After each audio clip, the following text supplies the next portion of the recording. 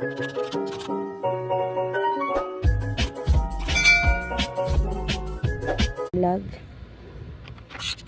Ayan o, ang ganda tingnan ng ano. Ay, yung malunggay o, tubo na rin. Ay na, ito na to sa balay.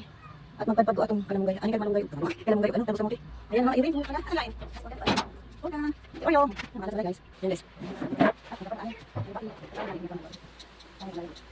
Konti lang. Konti lang. Alagbati.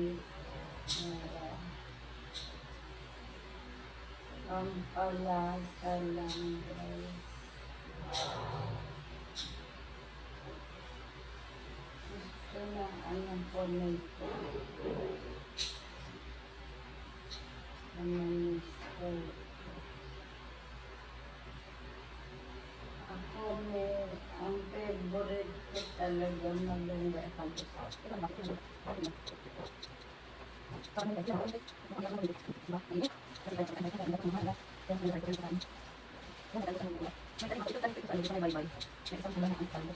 Yung kinuha akong talbos ng pula sa Daddy Ligay, tinanim ko doon sa may mga okra. Marami ng gulay guys. Nakakasave na kami sa gulay. Nakakatching guys yung paminta. Kaya ganun. Nakakatching ang paminta.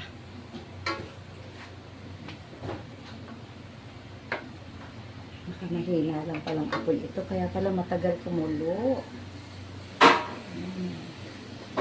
Pero okay lang yan at gulay naman guys.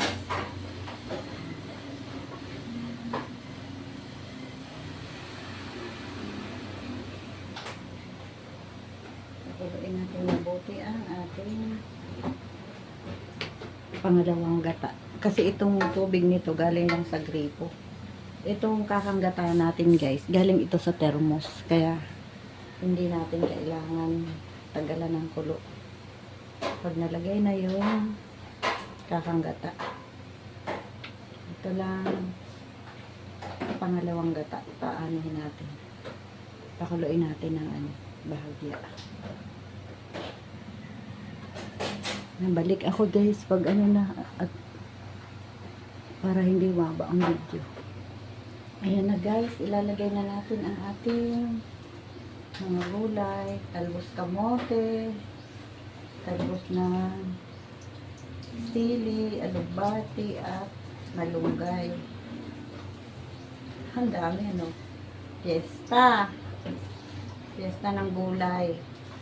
Anti-cancer ang gulay guys. Kaya pilitin yung makakagulay kayo every week.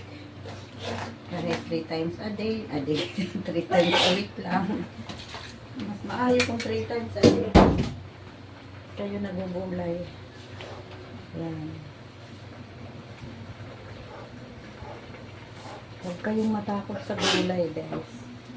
At kahit nung si mama nasa ospital, sabi ng doktor, shout out sa doktor,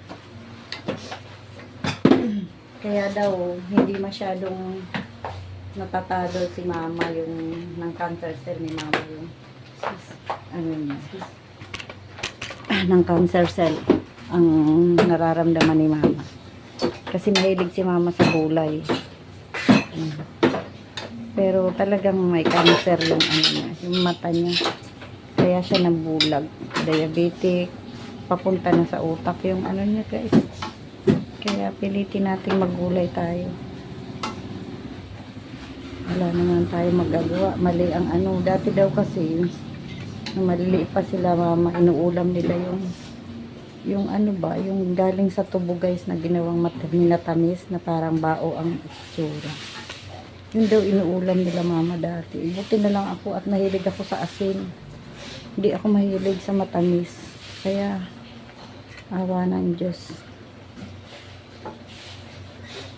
May mali talaga sa ano ng magulang minsan. Pero di natin masisisi. Iyon ang trabaho nila dati. Ilagay na natin ang kakanggata. At napakwento na tayo. Dadagdagan na lang natin ang asin guys. Ayan, at di ko yan isasama yung parang lahat ng nyug. Yan, napahaba na yung luto natin ah. Sige guys, malapit na itong maluto.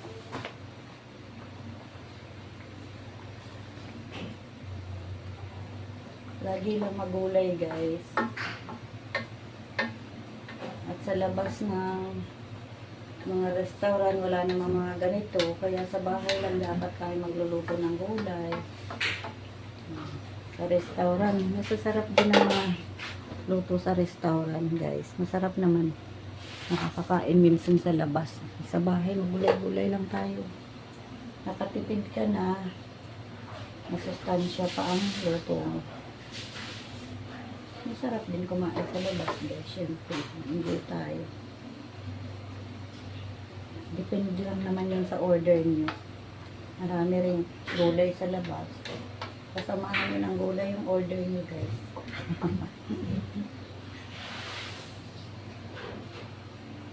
Madali kasing masira ang gulay. Kaya hindi masyadong ano sa mga restaurant ang gulay. Ayan. At sa lang ang kulang nito at tanlad. Hindi naman yan magagalit si malunggay guys. Walang asal. Yan, kumulo na siya. Maya lang, luto na ito. Titikman natin guys. Parang pakiwari ko matabang ito. Kasi marami yung gulay. Sige lang. Mas okay din naman magdadagdag lang tayo ng ano. Titikman ko muna guys. Magdadagdag lang tayo ng asin mamaya.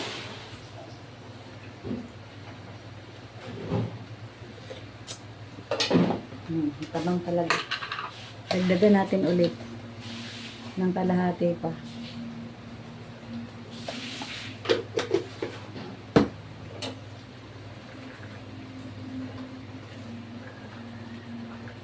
Diba? Sana hindi marinig ni Daddy Whitey yung music sa kapitbahay. Parang nasa kabilang ano yung barangay. Sana di ma-detect. Yan. Puno na siguro itong asin. Yan lang guys. Masarap ang may gulay guys. Marami kang kakain.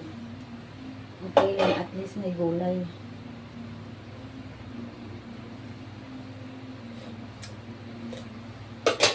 Matabang pa rin. Dagdag pa ulit. Last na. Ganun lang guys. Okay na yan guys. Pwede pa lagyan ng paminta. Nagdagdag pa ako ng paminta.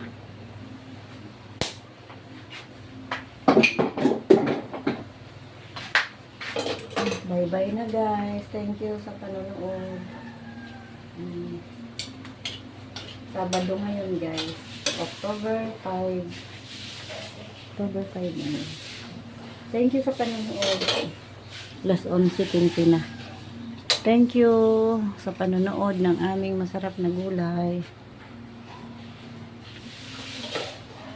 Last tikim. Last tikim. Final na. Okay na.